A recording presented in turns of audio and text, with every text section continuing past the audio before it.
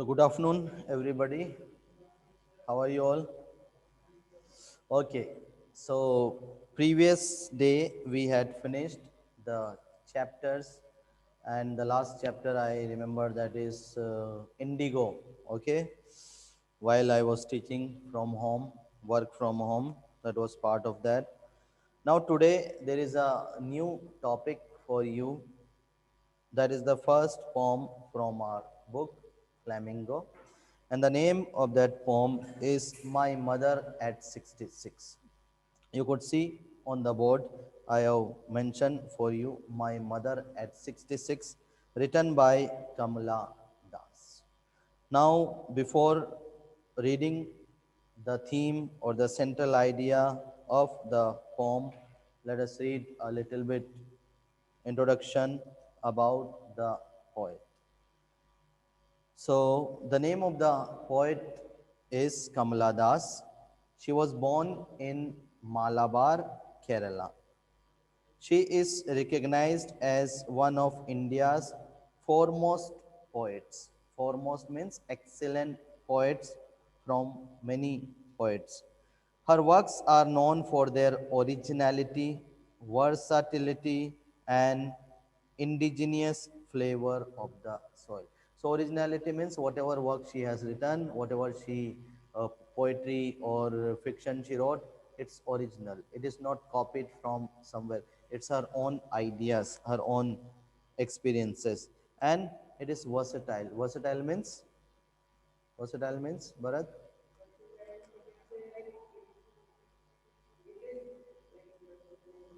universal appeal.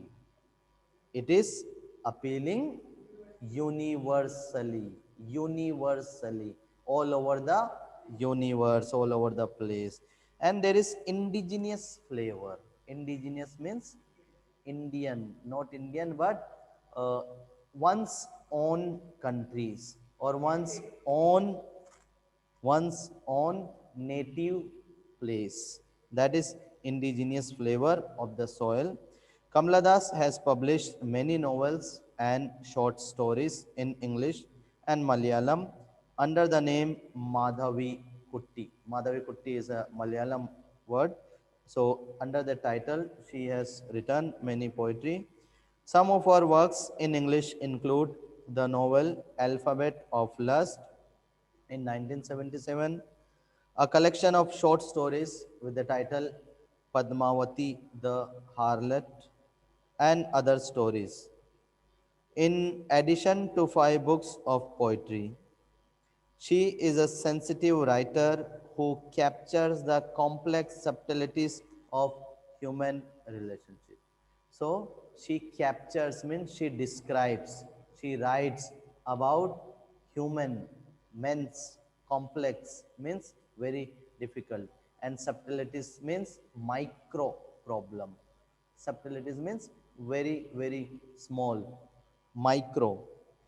So, about complex subtleties of human relationship, human bonding with each other in a lyrical idiom. And my mother at 66 is an excellent example of that. Now, if you talk about the rhyming scheme of this poem, what do you think? What is the rhyming scheme? Find out rhyming scheme. I am reading it for you once, then you tell me what is the rhyming scheme. Driving from my mother's parents, sorry, driving from my parents' home to Kochi last Friday morning, I saw my mother beside me. Doors open, mouth, her face ashen like that of a corpse, and realized with pain that she was as old as she looked, but soon put that thought away and looked out at young. Understood some rhyming scheme? Have you understood or not? No, there is no rhyming scheme. What is rhyming scheme? What do you mean by rhyming scheme? Okay. Yes. So sentence or ends, the end of the sentence sounds similar in similar pattern. For example, me, tree, you, shoe. So that is rhyming. But here all the different lines, all the lines are different. So that is called free verse form. This is called free verse form. Free verse form. There is no rhyming scheme. It doesn't follow any rhyming scheme. There is no rhythm, no rhyming scheme. It is written freely in free words. Okay. But other than that, there would be some poetic device which we shall discuss. That is simile, metaphor, personification, symbolism, all those. So, if you have heard about poetic device, if you have read in your earlier class, well and good. Otherwise, if you have not heard, I can just tell you about. So, first of all, the poetic device which comes generally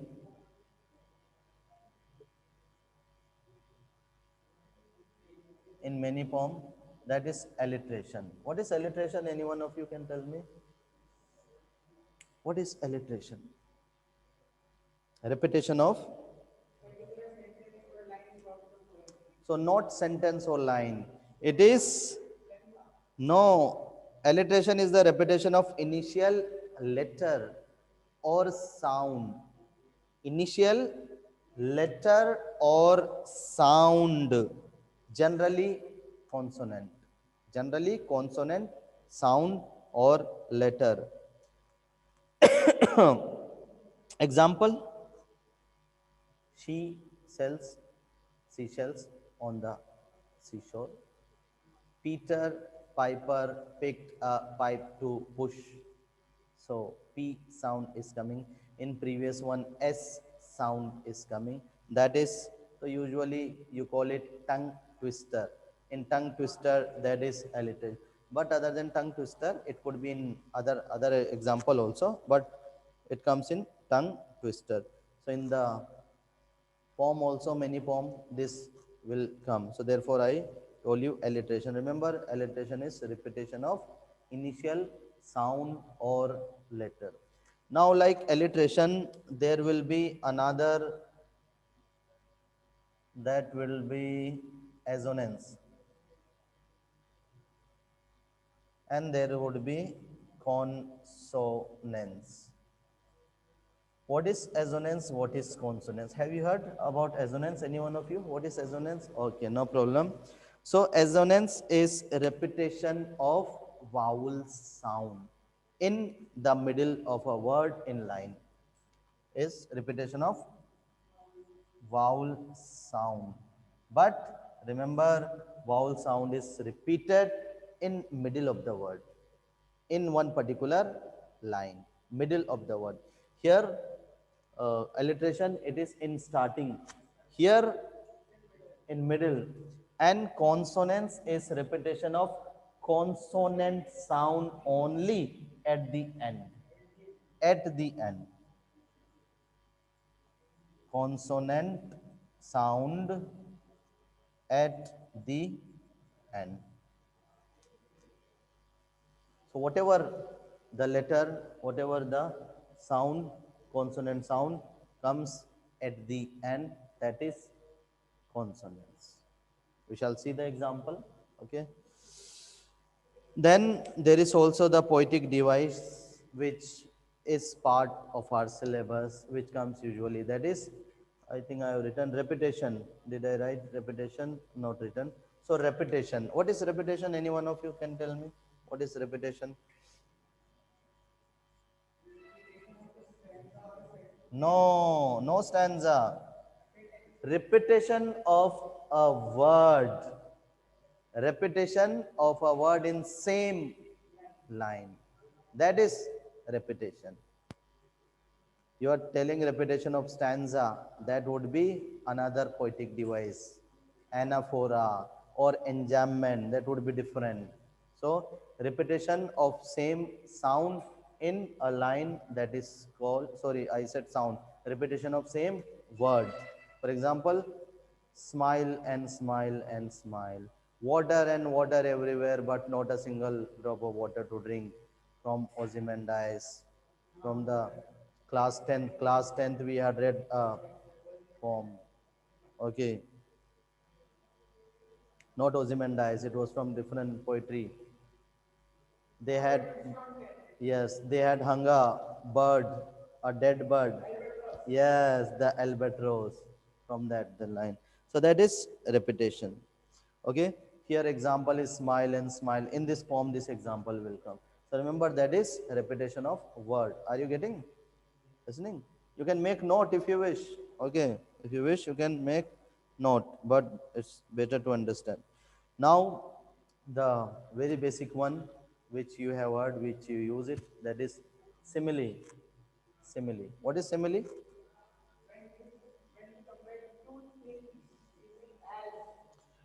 Comparison is done between two kind of ideas or objects or things using word like or as. For example, you are as beautiful as flower, as beautiful as rose. Okay, using like, he behaves like the principal, he behaves like a scientist. So that is simile. Metaphor is, what is metaphor?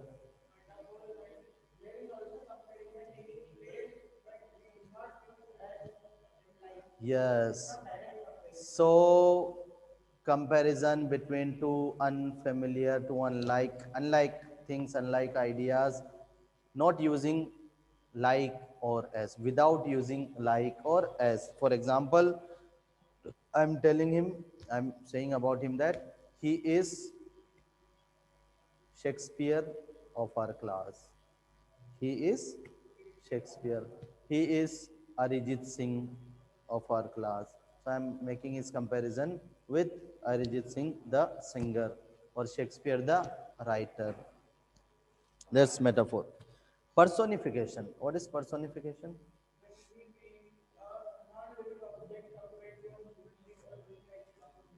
Okay, all right. So when qualities of human being are attributed to non-living things or animals, or animal also, that is called personification. For example, the camera is looking at me and smiling. The fan is dancing. The bottle is standing still. So that is personification. Next one is imagery. You might have heard about imagery also. What is imagery? Imagery, which helps you to imagination.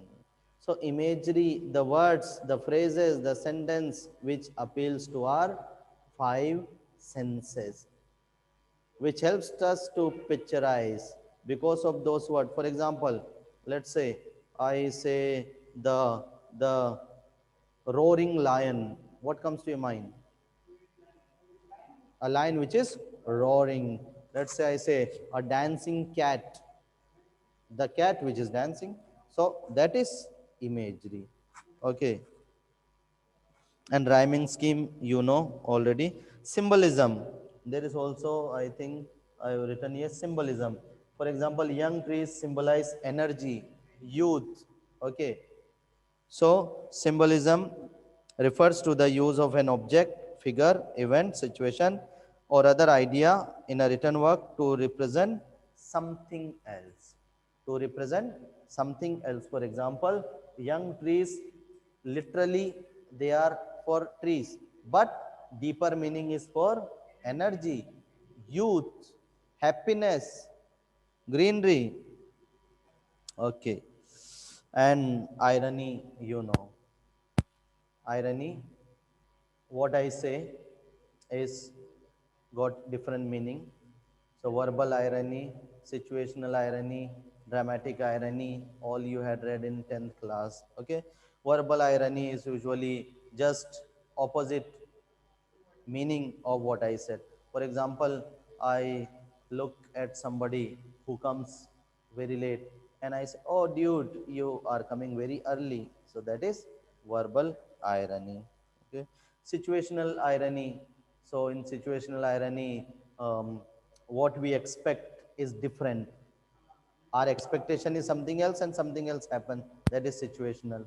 And dramatic irony, for example, let's say example of any movie, Bollywood movie. We expect that the hero would kill the villain, but he is killed by the villain. So that is situational. What is dramatic? Dramatic irony, again in the sense of movie I am saying dramatic irony. For example, if you have watched a ghost movie, what happens? There is a ghost, there is a spirit moving, or sometimes the villain is there to kill the girl or boy. The girl is hiding in the cabinet or cupboard, and we know, we are the audience, we know that villain is standing there, but the girl, the character, does not know, and she comes out. That is dramatic irony. So all these are the literary devices or poetic devices used. Why they are used? For making the language or poetry or wherever they are used, to make them effective, to make them interesting.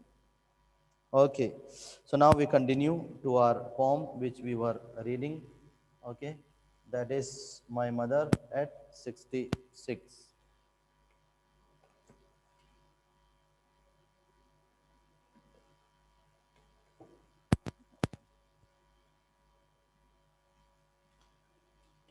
Driving from my parents' home to Kochi last Friday morning, I saw my mother beside me. So the poetess says that she was driving in the car, there was a driver also, and she was sitting beside her mother in the car. And while they were coming from their house to Kochi airport, because the author had to go to her workplace wherever she was living. She was living separate from her mother. Mother was living in Kochi and she was living in different city because of her job. So she had come for some holidays, some vacation, to spend some time with her mother. And now while she was going back, what happens? She was sitting in the car beside her mother. She notices that her mother was initially dozing. First, old people, they doze, she was dozing, and then she fell asleep and she was sleeping, her mouth wide open, like that. Her face ashen, and the face of the mother was like ash. Ashen means dull, without color, without energy. So her face, what does ash symbolize? Ash symbolize lack of energy, slackness. So her face ashen, like that of a corpse, and her face, her body was like a dead body.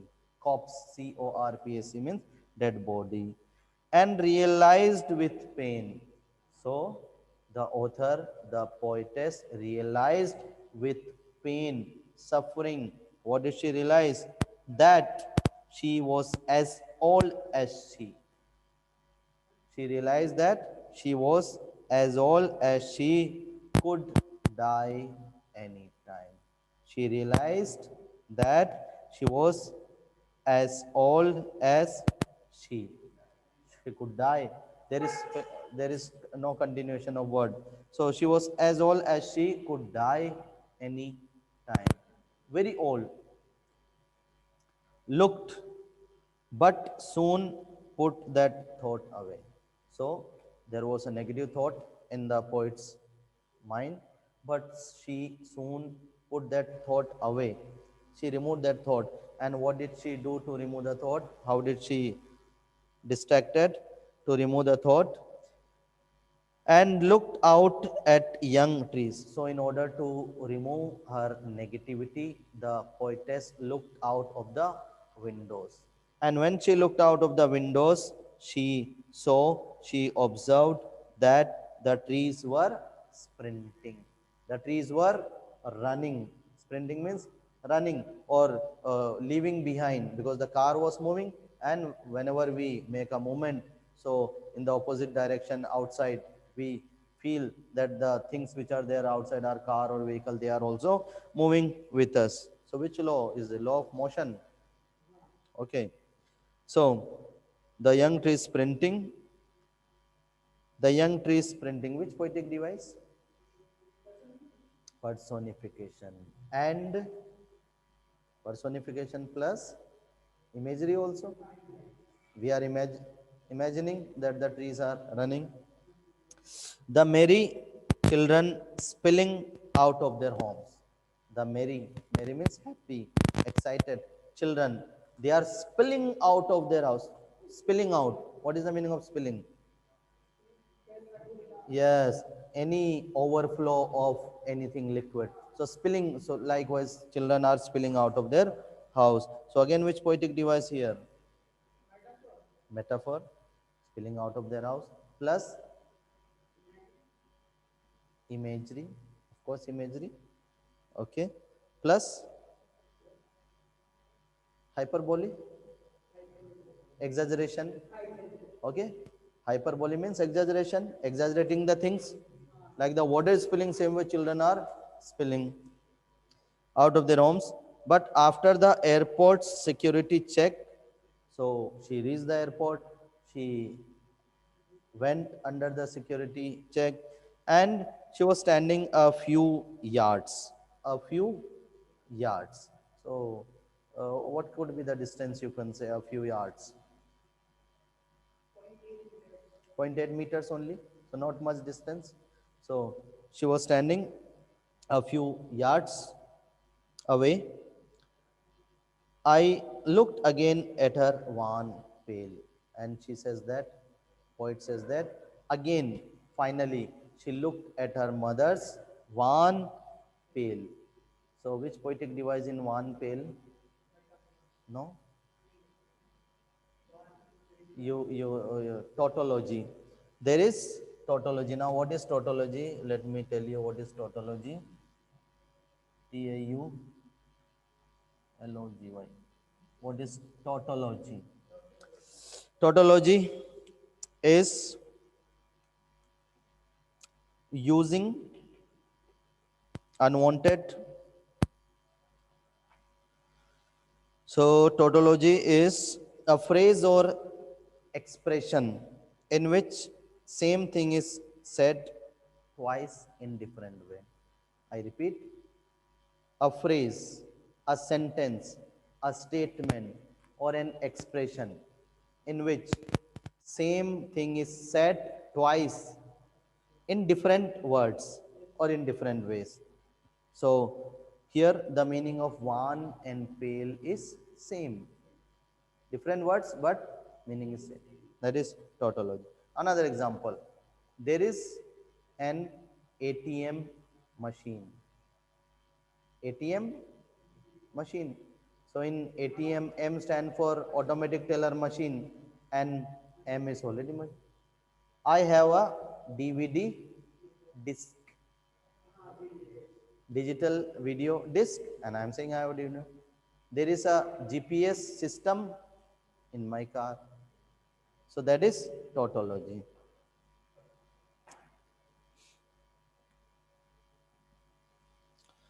Next, we read is as a late winter's moon. So the mother's face now compare, the mother's face has been compared to the late winter's moon. Why it has been compared to late winter's moon?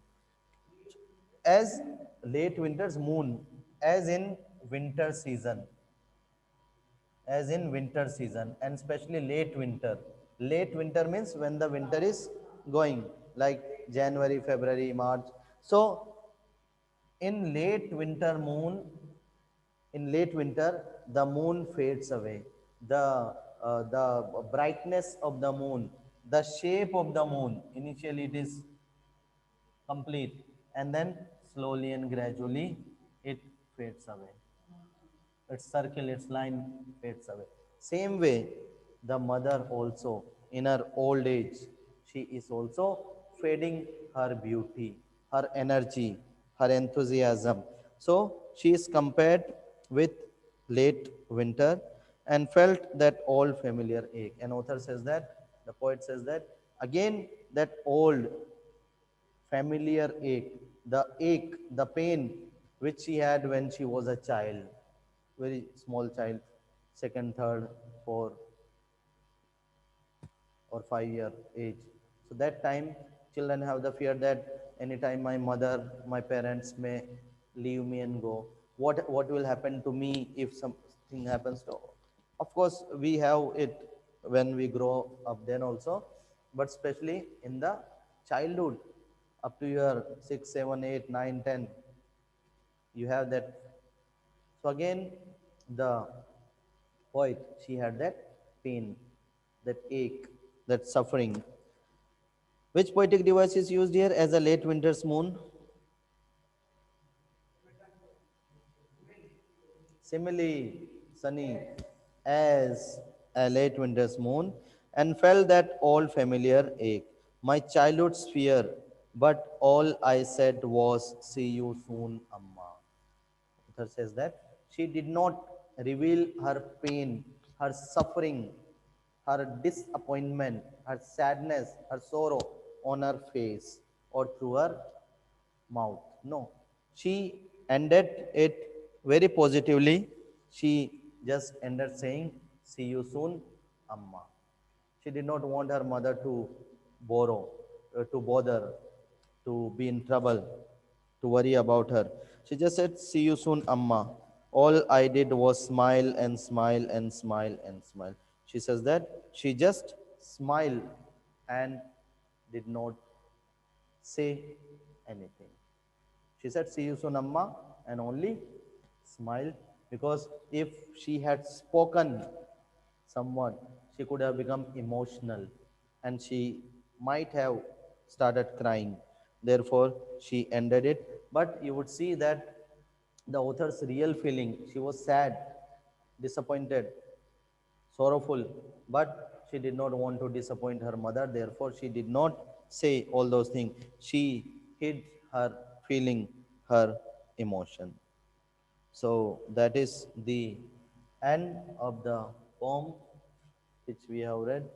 You have understood, all of you. If you have any doubt, any query, any confusion, you can ask me, or otherwise we continue reading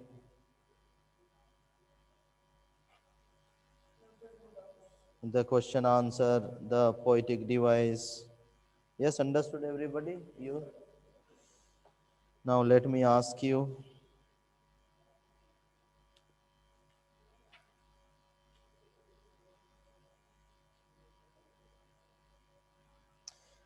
there is also a poetic device which we haven't discussed here, that is in the poem, that is irony.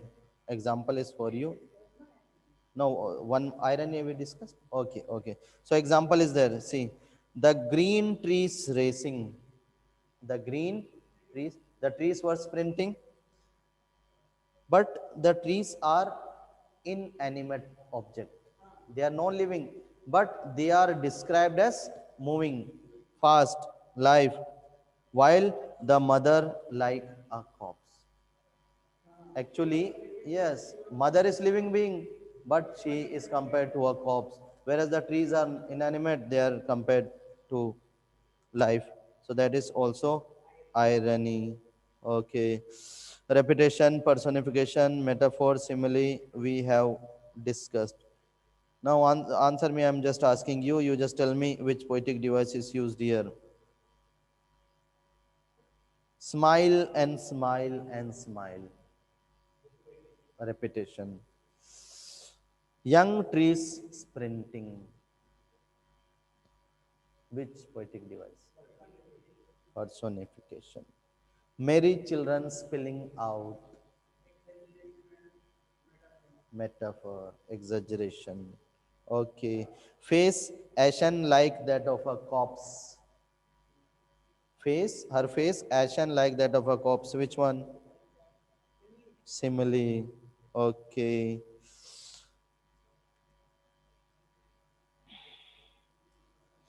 Now, question answer. I'm just going to discuss. You just answer me whatever you know. Okay. So it is read the extract given below and answer the question that follow. Okay.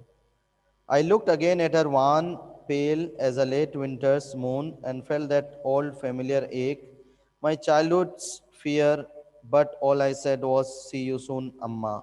All I did was smile, smile, smile.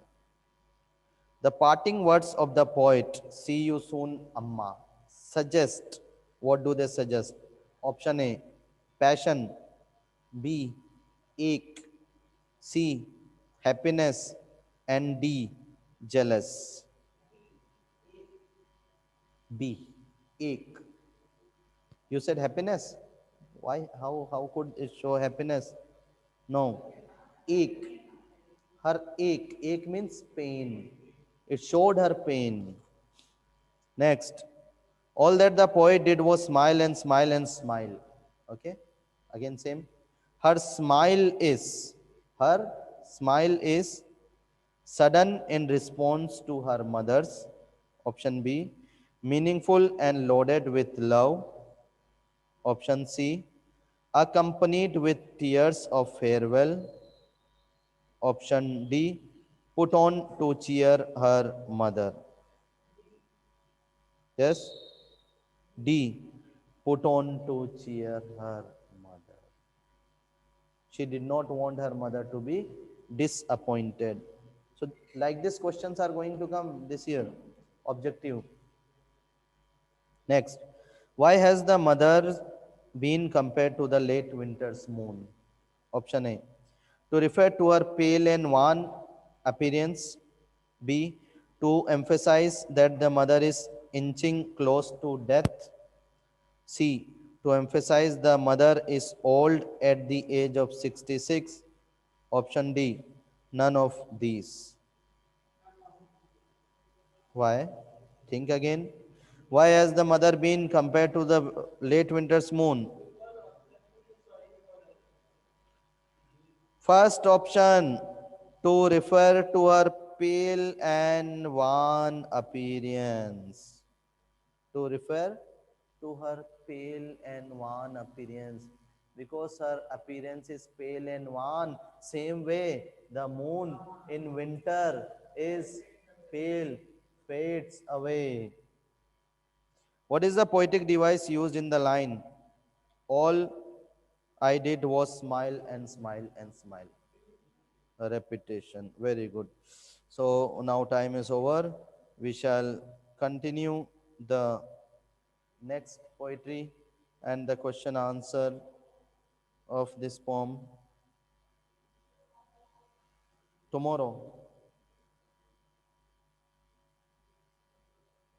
Okay, till then, goodbye.